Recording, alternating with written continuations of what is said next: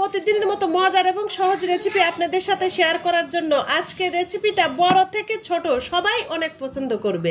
সেটা হচ্ছে পাউরুটি। পাউরুটিটা গ্যাসের চুলায় সিলভারের হাঁড়িতে তৈরি করেছি। এটা কি দেখে কেউ বিশ্বাস করবে?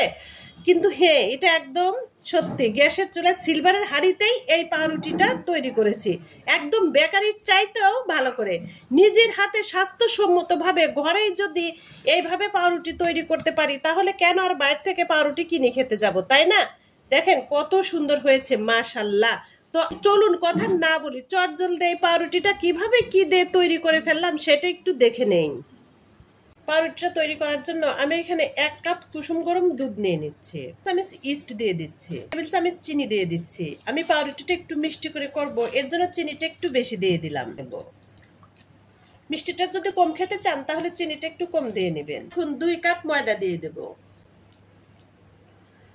আমার মতো লবণ, আমি কিন্তু ইস্টের ভিতরে লবণটা দেই নাই। এর ভিতরে যদি লবণটা দেওয়া যায় অনেক সময় ইস্টটা কিন্তু অ্যাক্টিভ হতে চায় না। এই যে ময়দার ভিতরে দিয়ে একটু মিশিয়ে নিলাম, হাত দিয়ে সুন্দর করে মুথে। ডোটা কিন্তু হাতের সাথে লেগে আসছে। এখন আমি এখানে 3 টেবিল চামচ সয়াবিন তেল দিয়ে দিচ্ছি, সুন্দর করে মুথে নেব। 3 মিনিট ধরে সুন্দর করে মুথে স্মুথ একটা ডো তৈরি করে নিয়েছি। তেল মাখিয়ে এটা আধা ঘন্টার জন্য রেস্টে রেখে দেব। আসলাম আধা ঘন্টা পর, দেখেন ডোটা ফুলে একদম ডাবল হয়ে গিয়েছে। বাতাস বের করে নিচ্ছি, দেখেন মাশাআল্লাহ। এই যে নিয়ে নিলাম, নিয়ে সুন্দর করে এইভাবে টেনে টেনে একদম সহজে যে এইভাবে টেনে টেনে কিন্তু সমান করে নিতে হবে। 8 ইঞ্চি কেক মোল্ড নিয়ে নিয়েছি। তো আমি এটাতে পাউরুটিটা তৈরি করব। এটার নিচে আমি সুন্দর করে তেল মাখিয়ে নিই। এটা আপনাদেরকে একটু বানিয়ে দেখে দিচ্ছি, মানে একদম এই যে সুন্দর এইভাবে টেনে টেনে বাস একটু সমান করে নিলেই এই যে হয়ে যাবে। আমার বানানো শেষ। দেখেন এইগুলা বানাতে বানাতে এগুলা দেখেন ফুলে কত সুন্দর হয়ে গিয়েছে। তো আমি 8-10 মিনিট এভাবে রেখে দেবো। ইনশাআল্লাহ দেখেন ফুলে কত সুন্দর হয়ে গিয়েছে। তো আমি এখন এখানে ডিমের কুসুম নিয়ে নিয়েছি, সেটা রুটির উপরে দিয়ে দিচ্ছি। ডিমের কুসুমটা দিলে কি হবে, রুটির উপরে সুন্দর কালার আসবে। কুসুমটা ব্রাশ করে নিয়েছি, এখন আমি এটার উপর দিয়ে সাদা তিল দিয়ে দিচ্ছি।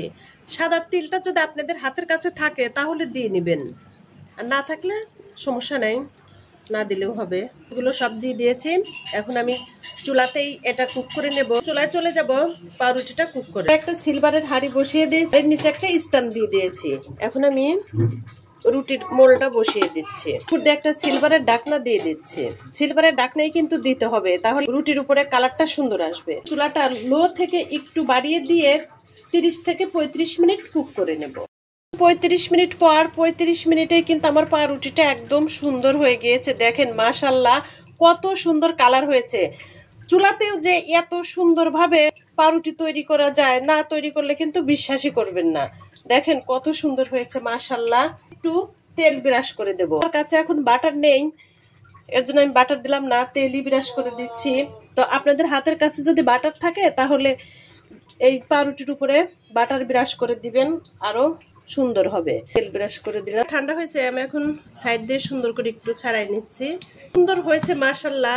তো চুলাতেই যদি সিলভারের হাঁড়িতে এইভাবে পাউরুটি তৈরি করে নেওয়া যায় তাহলে কিন্তু আর বাইরে থেকে পাউরুটি কিনে খেতে হবে। মাশাআল্লাহ কত সুন্দরভাবে তুলে ফেললাম।